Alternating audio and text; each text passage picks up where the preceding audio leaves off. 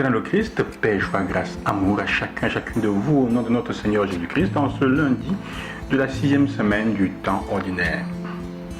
Après avoir été chassés, disons comme ça, du paradis, après la tombée d'Adam et de Ève, la première guerre dont nous sommes témoins dans la parole, dans la Bible, est un fratricide, la guerre entre deux frères. L'histoire de Caïn et d'Abel nous permet de regarder à fond souvent la nature de relations familiales. On peut dire entre frères et sœurs, entre frères. C'est étrange que le premier meurtre qui soit dans la Bible est un meurtre, est un fratricide. Entre deux frères. Il est intéressant d'aller regarder et d'analyser un peu le pourquoi et comment évoluent les choses.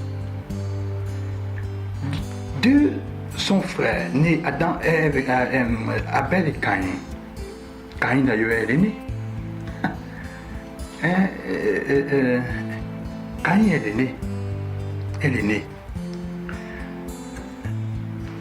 Et dans son nom, son nom signifie j'ai acquis un homme avec l'aide du Seigneur. Donc, son nom quand même est une bénédiction. Celui qui a été acquis avec l'aide du Seigneur.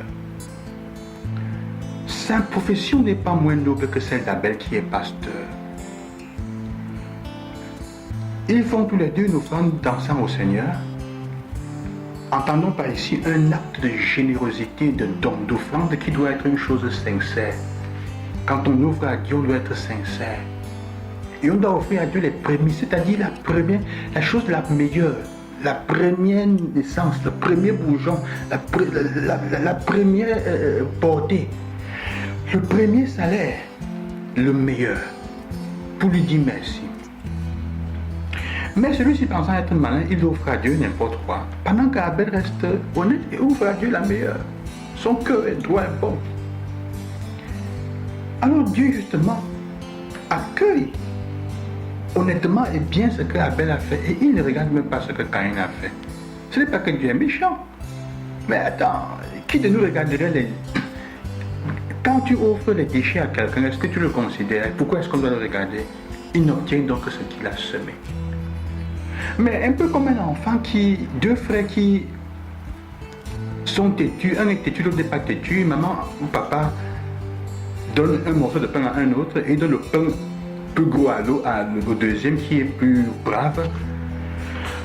Et au lieu de s'en prendre à ses parents, l'autre se tourne vers son frère, celui qui a reçu moins se tourne vers son frère et le frappe, le gifle. Parce qu'il ne peut pas taper papa et maman. Il s'en prend à celui qui n'a rien fait. Il a agi selon son cœur. Il veut s'en prendre à ses parents. Donc il se tourne et il s'en prend normalement. Il veut s'en prendre à Dieu. Et le fait est que Dieu lui dit, mais pourquoi tu te plains? Pourquoi est-ce que tu as le visage fermé, mon enfant? Toi, tu as le visage fermé. Il dit, attends. Il dit non. Il dit, attends. Si tu agis bien, est-ce que tu ne vas pas relever ton visage? Tu vas retrouver au même niveau que Abel. Mais si tu n'agis pas bien, le péché est à ta porte. Si tu n'agis pas bien, tu cours le risque de plonger davantage dans le mal. À peine sorti, qu'est-ce qu'il fait? Il trompe son frère, il l'amène au champ et il l'assassine, il le tue. La même chose que ferait l'enfant. Il n'écoute pas Dieu. La mise en garde que Dieu a faite est déjà trop tard. Il est passé de la jalousie, de l'envie au meurtre. Et il va dire que c'est la faute de Dieu qui a regardé ce que Abel a donné et n'a pas regardé pour lui. Non. Alors qu'il a dit non. Change ton cœur, offre ce qui est bien et tu vas voir que tu obtiendras le même résultat. Pas commencer, non, c'est parce que ma tâche, mon travail n'est pas bon. Dieu a donné à chacun d'eux un travail qui lui permet de vivre et qui est noble. Aucun des deux n'a un travail meilleur que celui des autres. Ils ont tous des capacités différentes, des qualités. Mais ces qualités, il l'utilise parce que pour le type de sentiment qu'il a à l'intérieur, comme disait la parole de Dieu hier, pour le type de sentiment qu'il a à l'intérieur, d'envie et son mauvais cœur, le mal vient de l'intérieur, son action est mauvaise et son action est méprisante envers Dieu. Dieu ne regarde pas et il écoute la parole d'Abel.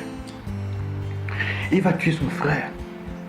Alors, il faut que nous puissions nous rendre compte de ce qui arrive, de comment souvent le mal que nous faisons, nous tombons dans le meurtre, dans la tuerie de nos frères parce que nous sommes, à cause de notre manque de générosité, à cause de notre honte, à cause de notre peur, à cause comment dire, la méchanceté que nous portons dans notre cœur, ou plutôt de la cupidité, nous ne sommes pas capables d'être reconnaissants envers Dieu, donc de lui offrir le meilleur.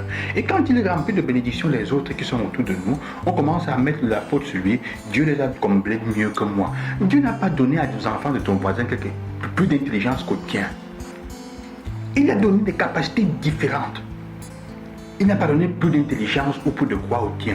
Mais comme tu es toujours là en train de regarder, de vouloir penser que tu es malin, plus malin que les autres, et prendre, comment dire, tromper les autres et comment dire, pour gagner sur les autres, tu finis par négliger le bien de tes enfants, tu finis par ne pas t'occuper de ce bien, et ton cœur devient de plus en plus malhonnête. Il n'aime pas la dimension de la gratitude qui permet à Dieu de regarder ta vie, ta famille et de bénir les autres. Alors tu finis par te trouver avec une famille qui est désastrée à cause de toi, à cause de ton propre cœur, à cause de ta méchanceté. C'est un peu ça, frères et sœurs. Nous sommes appelés à regarder notre cœur. Le pire, c'est que malgré ça, Dieu ne laisse pas ta Caïn tomber. Comme toujours, il va mettre un signe sur le front de Caïn pour que personne ne lui fasse du mal. Dieu est plus grand que notre maison, et God est plus grand que notre cœur. Il n'agit pas comme Caïn. Caïn dit, oh, la punition que tu me donnes est trop grande, on va me tuer, personne ne va te tuer. Je vais te protéger. Et celui qui va te toucher, tu vas être vengé cette fois, même plus que la normale. Parce que cela fait comprendre que malgré le mal que nous pouvons faire, malgré les erreurs que nous pouvons faire, Dieu est toujours prêt à nous récupérer, à nous donner, à nous tendre la main et à prendre soin de notre vie. Caïn a versé le sang, ça a des conséquences graves. Ça détruit, ça l'empêche, il va devenir un errant, un vagabond. Verser le sang, faire du mal à son frère. Enlever la vie d'une manière ou d'une autre. Faire de toi un vagabond, quelqu'un qui ne peut plus tirer son nutriment de la terre devient aride. Ça veut dire simplement que quand tu tues la vie dans l'autre, la vie elle-même de l'humanité autour d'elle devient aussi, se retire de toi. Elle refuse de te donner ce de quoi tu as besoin. C'est une loi simplement simple. Si tu prends la vie des autres, la vie en général va se retirer de toi-même. Elle va se refuser à toi. Tu vas devenir errant, non plus capable de relation. Quand tu commences à faire du mal aux autres, tu commences à détruire, à tailler l'herbe sous tes propres pieds. J'espère que le Seigneur vous bénisse et qu'il vous accompagne dans ce cheminement et que nous puissions demander à nous-mêmes quelles sont les situations où par envie, par comment dire, jalousie, nous trompons les autres, nous les amenons derrière pour les tuer. Le Seigneur te dit aujourd'hui, mon frère, ma soeur, pourquoi es-tu irrité? Pourquoi ce visage abattu que tu as envers la vie? Si tu agis bien, ne relèveras-tu pas ton visage? Mais si tu n'agis pas bien, le péché accroupi à ta porte. Il est à l'affût, mais tu dois le dominer. Le péché à ta porte est à l'affût. Que le Seigneur vous bénisse et qu'il vous accompagne. Je vous bénis au nom du Seigneur. Loué soit Jésus-Christ. À demain.